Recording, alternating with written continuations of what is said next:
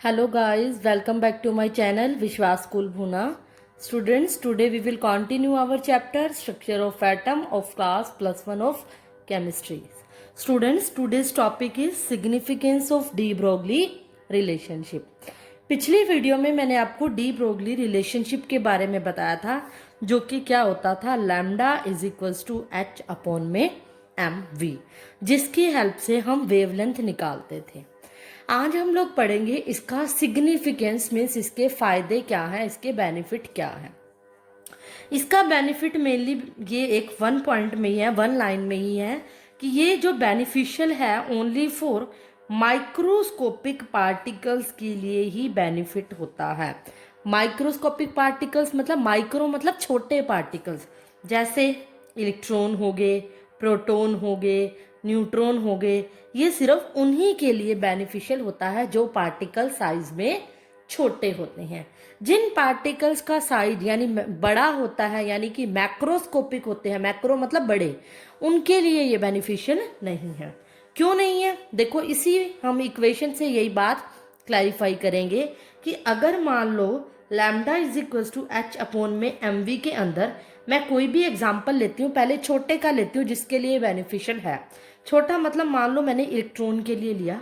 Electron का मास मुझे पता है कितना होता है, 9.1 इंटू 10⁻31।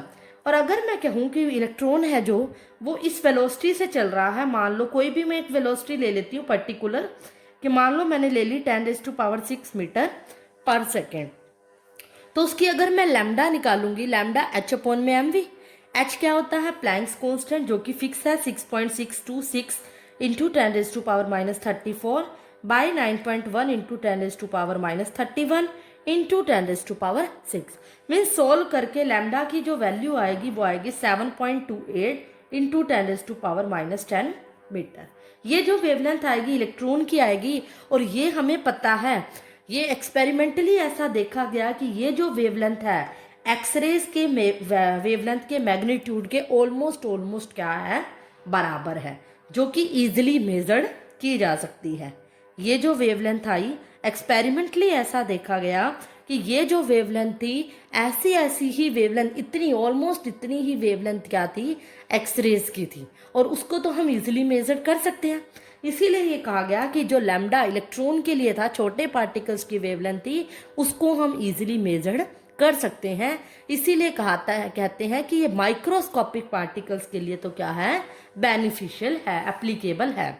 बट अगर हम बात करें कोई मैक्रोस्कोपिक के लिए, मैक्रोस्कोपिक मतलब बड़े पार्टिकल के लिए, कुछ भी हो सकता है, कोई भी ऑब्जेक्ट हो सकता है। मान लो मैं बॉल ले लेती हूँ।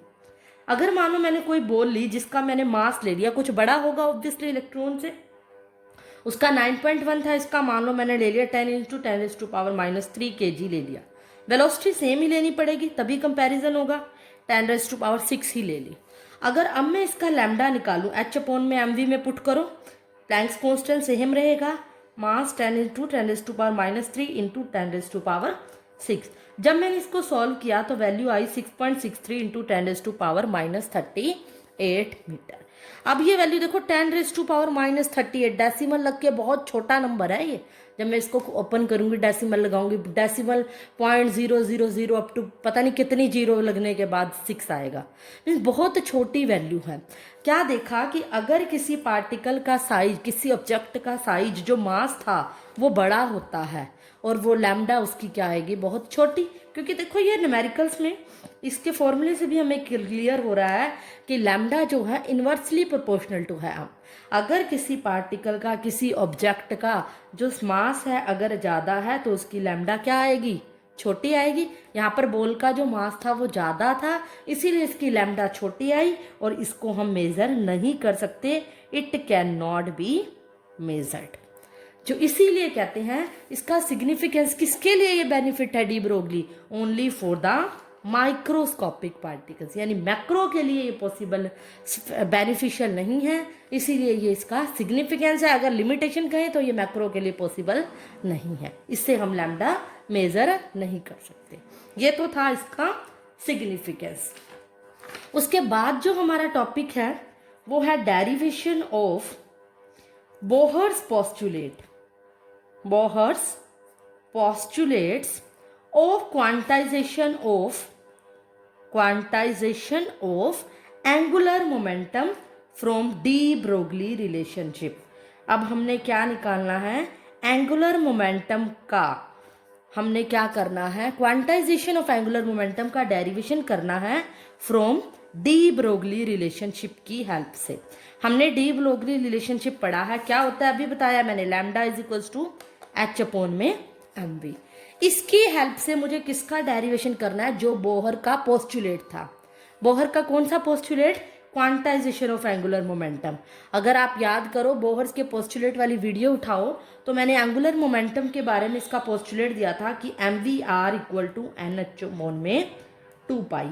ये कहा था कि किसी की का पार्टिकल का जो एंगुलर मोमेंटम होगा वो उसके integral multiple of H upon में 2 पाई होगा।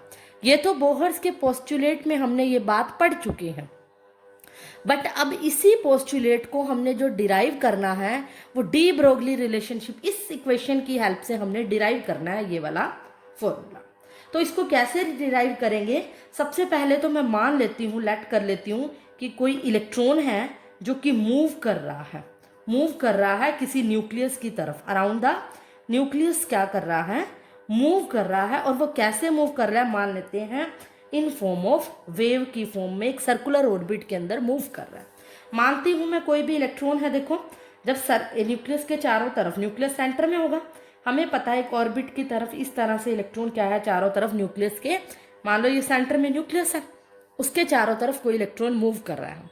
अब मैं क्या कह रही हूँ, मान लिया in the form of wave move कर रहा है। अगर in the form of wave move कर रहा है तो फर्स्ट चैप्टर के, इस चैप्टर के फर्स्ट लेक्चर में मैंने बताया था जो वेव्स बनती हैं वो कैसे बनती हैं, एक क्रस्ट और एक ट्रफ के साथ बनती हैं। मीन्स एक क्रस्ट होगी जिसकी एक ट्रफ, तो क्या बनाएगी, वेव बनाएगी।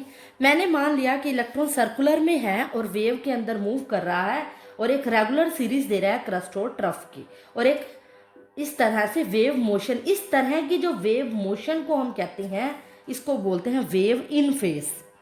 तो ये अगर आपको वेव इन फेस के बारे में पूछा जाए तो भी आप अंडरस्टूड हो, इस तरह से डायग्राम बना के एक्सप्लेन करोगे। मतलब वेव एक फेस के अंदर है, क्रस्ट और जो ट्रफ है वो आपस में इंटरसेक्ट नहीं कर रहे। इसी से अगर मैं इसका अपोजिट बता दूं पहले, इसको एक्सप्लेन करने से पहले, कि अगर वेव जो है उसके क्रस्ट और ट्रफ क्या है, इंटरसेक्ट कर रहे हैं आपस में, एक पॉइंट पे आके मान लो मिल गए, इस तरह से इंटरसेक्ट कर रहे, तो इसको मैं क्या कहूँगी, वेव जो है आउट ऑफ फेस है, मतलब ये फेस से बाहर है। और ये क्या है, इन फेस है, फेस के अंदर है, क्रस्ट और ट्रफ कॉन्टिन्यूस सीरीज में चल रहे हैं। अब मैं क्या बता रही थी, इसका डेरिवेशन बोहर्स के पोस्टुलेट का। मान लिया कोई इलेक्ट्रॉन एक न्यूक्लियस के चारों तरफ इन फेस में इस तरह से वेव बनाते हुए मूव कर रहा, इसकी जो वेव मोशन है वो कॉन्टिन्यूसली इन फेस है। अगर ये इन फेस है तो अब ये सर्कल है, सर्कल का हमें पता है सरकमफ्रेंस क्या होता है, सरकमफ्रेंस क्या होता है सर्कल का, 2 पाई आर ये है। और मुझे पता है एक वेव की जो लेंथ होती है वो क्या होती है, वेव लेंथ, जो कि क्या होती है, लैम्डा। ये हमने आपको वेव लेंथ की डेफिनेशन बताया था। यहाँ पर देखो एक वेव बन रही है तो लैम्डा है। अगर मुझे नहीं पता एक सर्कल के अंदर कितनी वेव्स बन रही हैं तो उसकी जो लेंथ कितनी होगी, एन लैम्डा होंगी। एन से मतलब मल्टीप्लाई करेंगे ना, जितने भी क्रस्ट ट्रफ होंगे उतने से मल्टीप्लाई। तो मतलब कहीं ना कहीं ये जो वेव की लेंथ है वो एन लैम्डा के बराबर है। और ये शेप कैसी है, सर्कल, और हमें पता है सर्कल का सरकमफ्रेंस, जैसे पैरामीटर कह लूँ, किसी भी जो पॉलीगन्स होती हैं उनका पेरीमीटर जो होता है वो क्या होता है, वो टोटल लेंथ्स के बराबर, सम ऑफ साइड्स के बराबर होता है। लेकिन सर्कल के लिए हम उसका पेरीमीटर, उसको सरकमफ्रेंस कहते हैं, जो कि इसका 2 पाई आर होता है। और 2 पाई आर कहीं ना कहीं एन लैम्डा के इक्वल होगा, क्योंकि इस सर्कल के अंदर वेव्स बन रही हैं, बहुत सारी वेव्स बन रही हैं जिसकी वेवलेंथ एन लैम्डा है, इसीलिए 2 पाई आर क्या होगा, एन लैम्डा के बराबर होगा। ये बात हम कह सकते हैं। अब हमने क्या करना है, डी ब्रोगली रिलेशनशिप को यूज करना है। डी ब्रोगली मतलब lambda is equals to H upon में एम वी, पुट करो एन लैम्डा की वैल्यू, एच अपॉन में एम वी पुट करेंगे, इसको इधर ले जाओ, M V are equal to n H upon में क्या आ जाएगा, 2 पाई। और यही तो बोहर्स का पोस्टुलेट था जो मैं स्टार्टिंग में लेके चली थी, क्या कहता था, angular momentum is integral multiple of H upon में 2 पाई। और यहाँ मैंने किससे डिराइव कर लिया, ये डी ब्रोगली रिलेशनशिप की हेल्प से हमने ये बात प्रूव कर दी है कि angular momentum integral multiple of H upon में 2 पाई के बराबर होता है। इसी से अगर हम नंबर ऑफ वेव्स निकालना चाहें, number of waves in nth orbit, तो उसका फॉर्मूला क्या होगा वो मैं प्रूव भी करके दिखाऊंगी। फॉर्मूला किसकी अगर हमने निकालना है, मुझे नहीं पता इसके अंदर कितनी वेव्स हैं, तो मैं कैसे निकालूंगी नंबर ऑफ वेव्स कितनी है। वो फॉर्मूला होगा इसका सरकमफ्रेंस बाय में इसकी वेवलेंथ। सरकमफ्रेंस को वेवलेंथ से डिवाइड कर देंगे। सरकमफ्रेंस इसमें कितना है हमें पता है, 2 पाई आर होता है।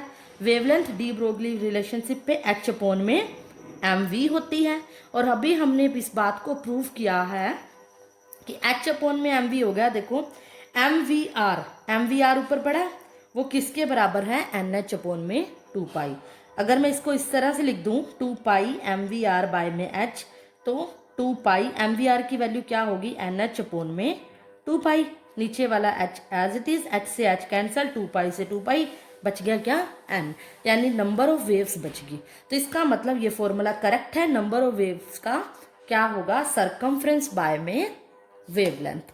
ये था इसका फॉर्मूला। अगर पूछा जाए कि किसी भी एक nth ऑर्बिट के अंदर कितनी वेव्स होंगी, तो आप उसके सरकमफ्रेंस को उसकी वेवलेंथ से डिवाइड करोगे। वो आपको न्यूमेरिकल्स में क्वेश्चन के अकॉर्डिंग दिया होगा कि हो सकता है उसकी सरकमफ्रेंस क्या हो और उसकी वेवलेंथ क्या हो।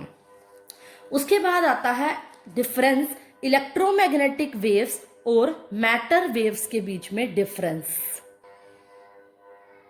मैंने कुछ पॉइंट्स लिखे हुए हैं इलेक्ट्रोमैग्नेटिक वेव्स के और मैटर वेव्स के, जो डिफरेंशिएट करेंगे। तो फर्स्ट पॉइंट आपको क्लियर हो रहा होगा कि फर्स्ट पॉइंट यहाँ क्या लिखा हुआ है, देखो these associated with the electric and magnetic field perpendicular to each other. Electromagnetic waves के अंदर क्या होगा कि ये नाम से पता चल रहा है इलेक्ट्रिक एंड मैग्नेटिक फील्ड क्या होंगे, परपेंडिकुलर ईच अदर होंगे। फर्स्ट पॉइंट को मैं फिर से बता देती हूँ, अब क्लियर विजिबल होगा। These associated with electric and magnetic field to each other. ये कैसे एसोसिएट होते हैं, इसमें इलेक्ट्रिक और मैग्नेटिक फील्ड जो होता है परपेंडिकुलर होता है एक दूसरे के। दीज में not associated with electric and magnetic field, इसमें कोई इलेक्ट्रिक और मैग्नेटिक फील्ड नहीं होता क्योंकि ये मैटर वेव्स होती हैं। These can be radiated into space और इमिटेड, ये किसी स्पेस में रेडिएट या इमिट होती है। नाइदर रेडिएटेड इनटू स्पेस और इमिटेड बाय द पार्टिकल्स, ना ही स्पेस में रेडिएट होती हैं ना ही इमिट होती हैं, but they are associated with the particles, ये पार्टिकल्स के साथ एसोसिएट होती हैं, जुड़ती जाती हैं। They do not required any medium for the propagation, इन्हें चलने के लिए कोई मीडियम की जरूरत नहीं होती। ये करैक्टरिस्टिक्स में भी मैंने बात बताई थी। They require medium for the propagation. They travel with the same velocity, इनकी वेव्स की वेलोसिटी सेम होती है और इन मैटर वेव्स की वेलोसिटी डिफरेंट होती है। इनकी वेलोसिटी लाइट की वेलोसिटी के बराबर होती है, जो कि 3 × 10⁸ मीटर पर सेकेंड है, और इनकी वेलोसिटी लाइट की वेलोसिटी से लेस होती है, 3 × 10⁸ मीटर पर सेकेंड से लेस होती है।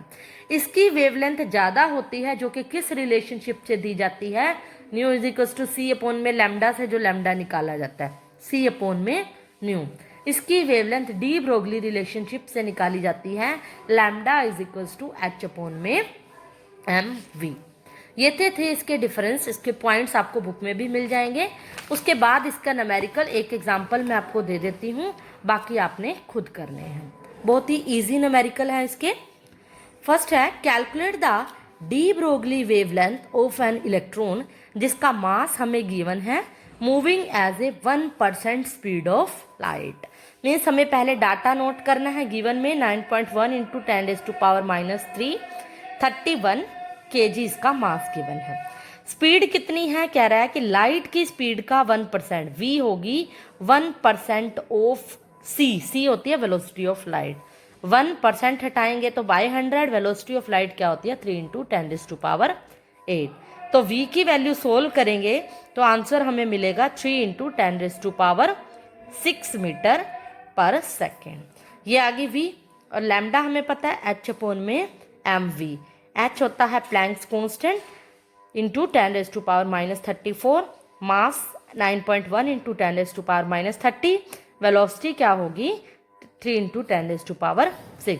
लैम्डा की वैल्यू क्या आ जाएगी सोल्व करके 2.43 इंटू 10⁻10 मीटर। ये हो गई इसकी वेवलेंथ। तो बड़े ही इजी न्यूमेरिकल हैं इसके, बहुत सिंपल। ये तो मैंने फिर भी थोड़ा सा कॉम्प्लिकेटेड लिया है, बहुत इजीली आपको सॉल्व हो जाएंगे। किसी में मास निकालना होगा, किसी में वेलोसिटी निकालनी होगी, तो अल्टीमेटली रिलेशन यही यूज होगा। तो कई बार हो सकता है फ्रीक्वेंसी निकाल दे तो आप ये रिलेशन यूज कर दो, nu is equal to C upon में लैम्डा, उस टाइम लैम्डा दिया होगा। इस तरह के न्यूमेरिकल्स हम पहले भी कर चुके हैं। तो आई होप आपको सब कुछ क्लियर हो गया होगा। आगे के न्यूमेरिकल्स आपने ट्राई करने हैं, सॉल्व करने हैं। हॉलीडेज होमवर्क भी मैंने आपको हर टॉपिक के 5 न्यूमेरिकल दिए हैं, वो आपने डिफरेंट नोटबुक बनानी है। तो जैसे ही आगे हॉलीडेज होंगी तो हर न्यूमेरिकल के 5-5, हर टॉपिक के 5-5 न्यूमेरिकल आपको सॉल्व करने हैं। तो दैट्स ऑल फॉर टुडे।